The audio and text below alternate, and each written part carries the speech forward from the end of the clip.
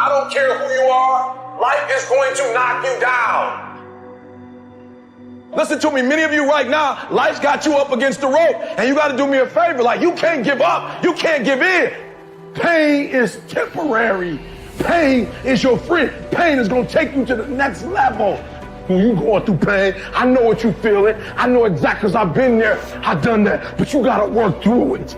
And the reason why most of you are not successful is because every single time stuff not going your way, you give up, you quit, you let go, and people feel weakness. They feel it. You can feel when somebody's not committed, when they're not all in, when they're not dedicated. And there's another level you get to when you go all in. Winners win and losers lose.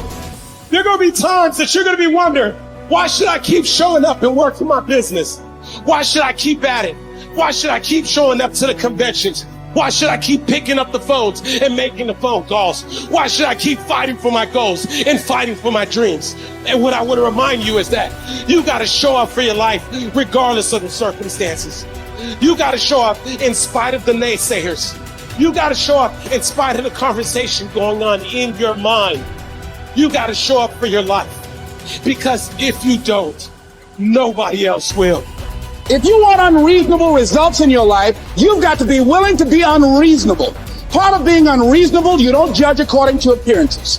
Part of being unreasonable, you can see it because you believe it. You must have the faith to call forth those things that be not as though they were. You've got to decide, I deserve this, and I'm going to have it. You've got to say yes to your life. You've got to say yes. Yes to my dreams. Yes to me. Yes, I can make it. Yes, I can. Doesn't matter how many failures I've made.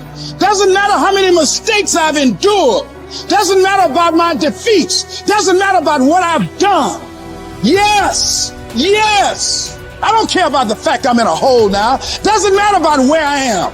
The last chapter to my life has not been written yet. If you judge me now, you'll judge me prematurely. I'm still in the process of transforming my life. I'm still in the process of becoming. Yes. The brilliance of Thomas Edison was not in his mind. It was something much more ordinary and often much less respected. I've got no imagination, he once said. I never dream. I've created nothing. If you're someone who doesn't like Edison, you might think that this is Edison admitting to stealing his inventions from other, more brilliant inventors, like Nikola Tesla. Not quite, but he did readily concede that most of the credit belonged to something other than his brain. The genius hangs around his laboratory day and night, Edison said. If anything happens, he's there to catch it. If he wasn't, it might happen just the same. Only it would never be his. What he's talking about is showing up. The incredible, underrated power of clocking in every day, putting your ass in the seat, and the luck this seems to inevitably produce. Edison lived in his laboratory and never missed a day. Like Gehrig, even when he was sick, when he was tired, or when visited by tragedy or disaster. The modern conveniences we can trace to his lab then owe far more to his body than his brain, to the compounding power of consistency rather than sheer brilliance. It wasn't about inspiration. It was about getting to work, show up and try. Get on the treadmill, pick up the violin, script out some sequence, reach out to some clients, read some reports, lift a couple weights, jog 1 mile, cross one thing off the to-do list, chase down a lead. It doesn't matter what it is. All aspects of our life benefit from this circumscribed kind of discipline. Just as long as you do something every day, that is the important thing. Show up. When you're tired, when you don't have to, even if you have an excuse, even if you're busy, even if you won't get recognized for it, even if it's been kicking your ass lately, once something is done, you can build on it. Once you get started, momentum can grow.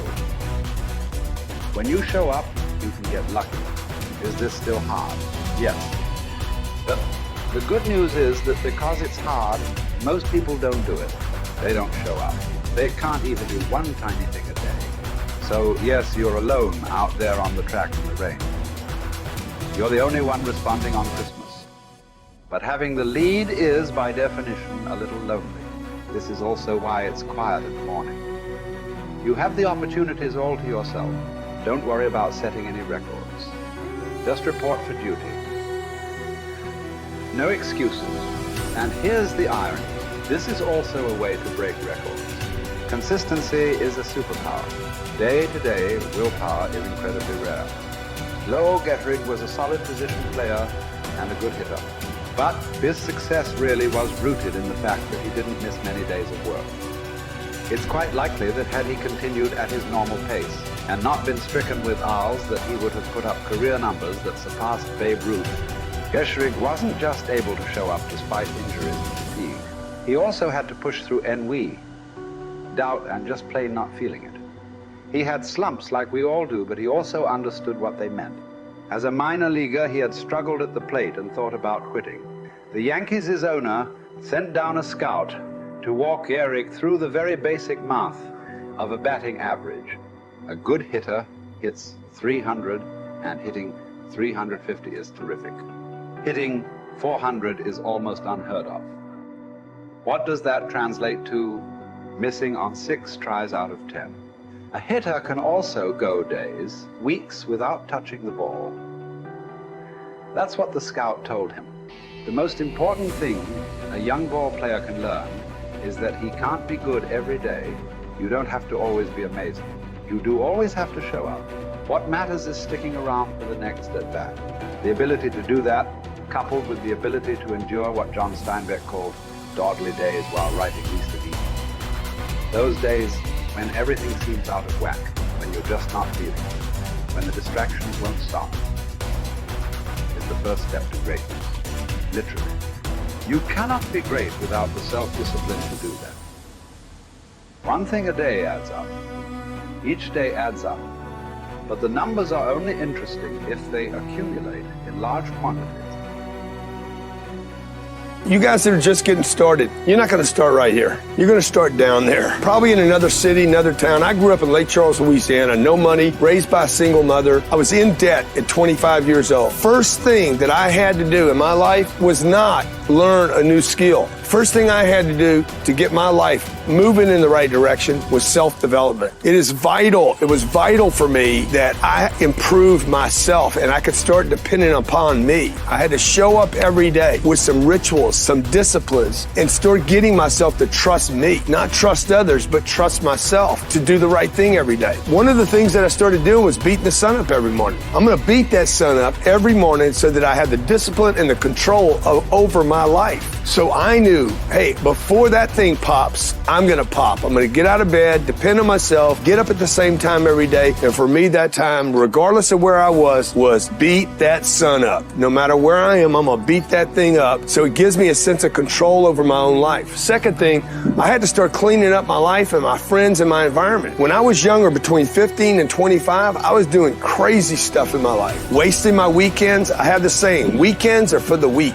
I was drinking, fooling around with a bunch of bad things, bad people. At 25 years old, I cleaned it all up. Quit going to those places. Quit hanging out with people that did not have ethics and discipline in their life. I wanted to build something in my life. I wanted to become someone. And to do that, to become someone in the eyes of the world, just beating that sun up every morning gives me the sense of accomplishment that I did what I said I was going to do, that I woke up when I said I would wake up, and I start building respect for myself, start believing in myself so that I can go out into the world. And maybe today when I go into this meeting that I'm dressed for, they'll believe in me as much as I believe in me, and that'll show up in a contract, a deal, maybe even some money.